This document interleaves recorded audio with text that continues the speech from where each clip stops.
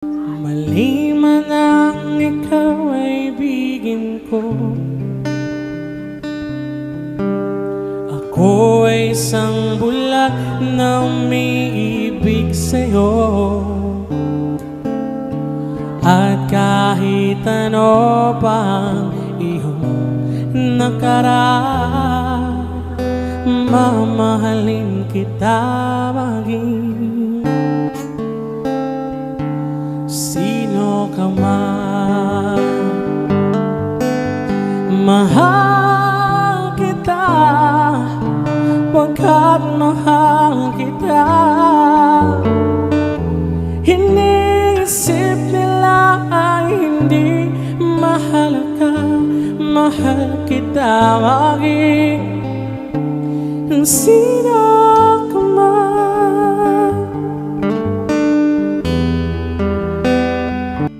Ikaw pa rin ang nais ko, damang-dama ng puso ko. Mahirap na dayain ng isip at damdamin. Ikaw pa rin ang hanap ko, mapapatawad ba ako?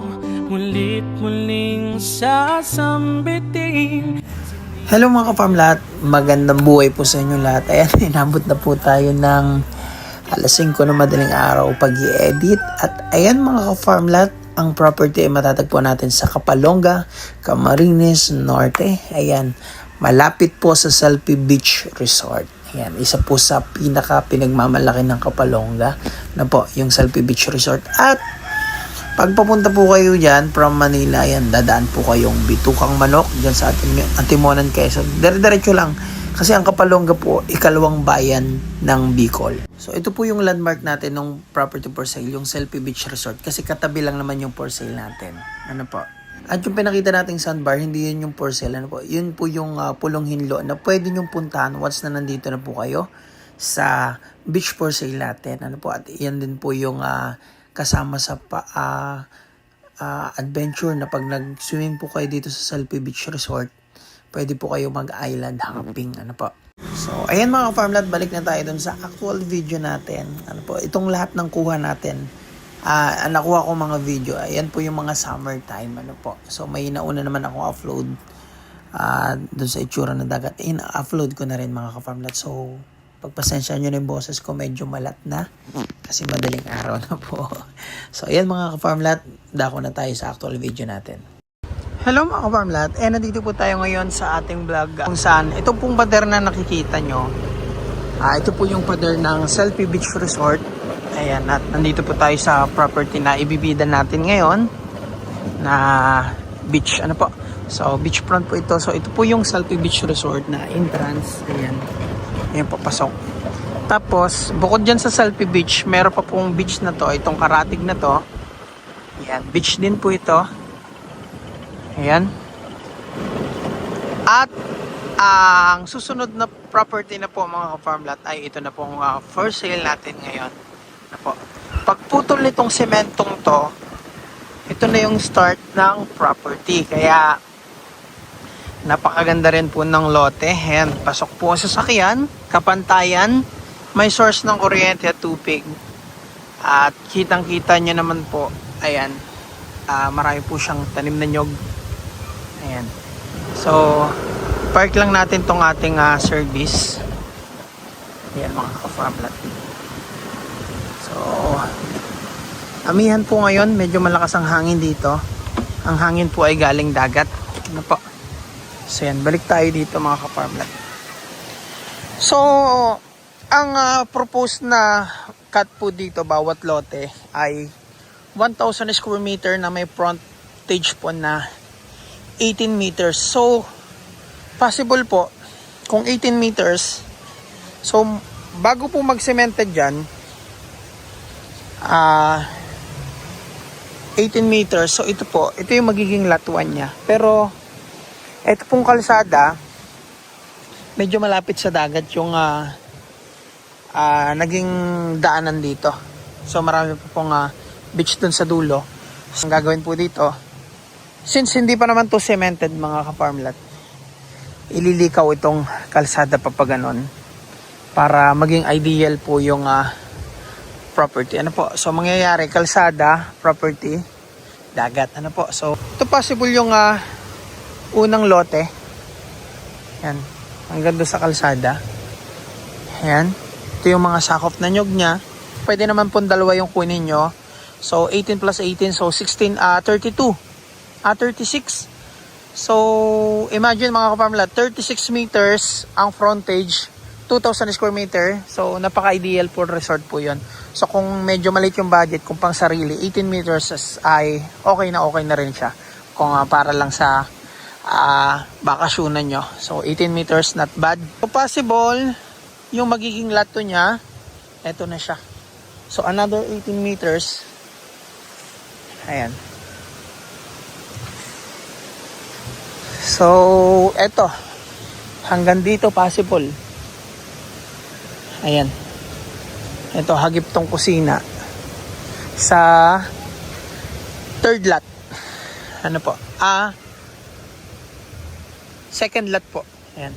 So kung dalawang lote ang kukunin mga ka-farm lot, so mula dito sa pwesto natin hanggang dun po sa sementado na yon.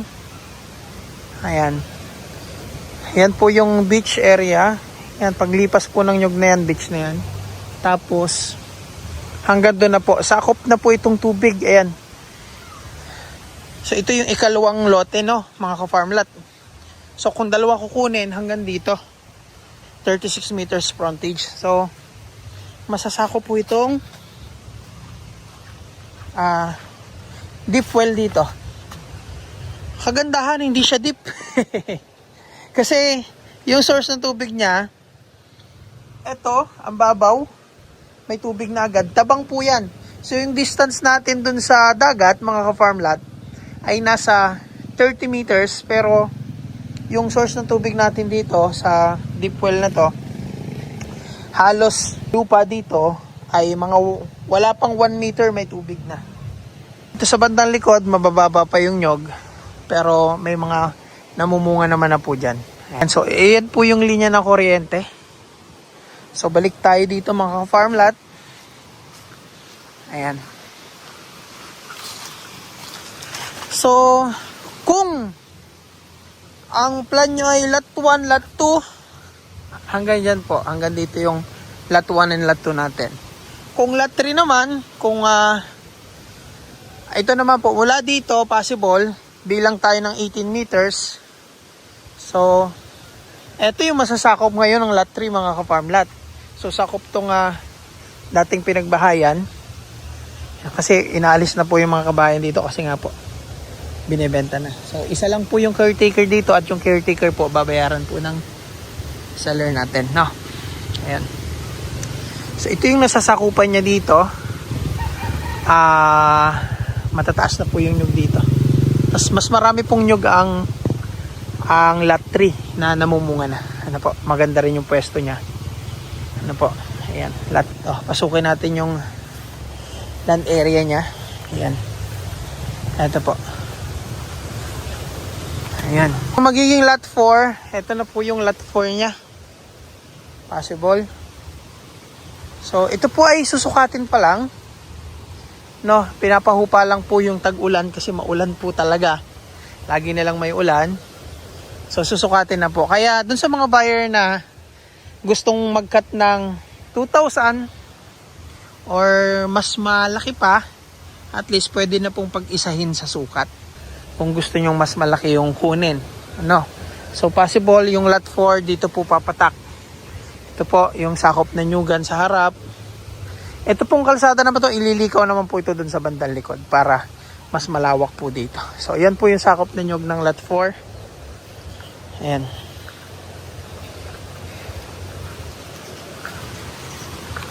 Ayan mga farm lot. Yan, hanggang dito, possible lot 4 po ito. At ang 4, yan po yung mga nyug niya. Tapos, ito. Yan. Tapos, dako naman po tayo mga ka-farm lot sa lot 5. So, ito yung magiging lot 5 natin dito. Ayan.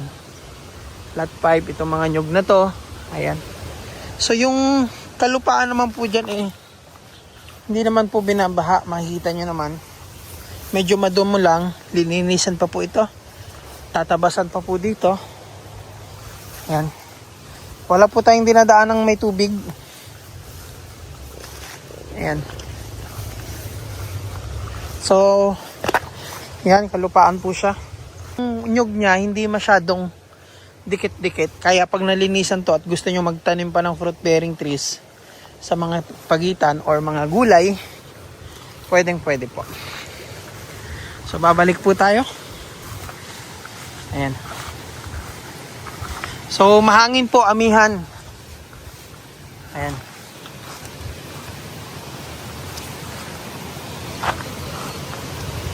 Ayan, amihan.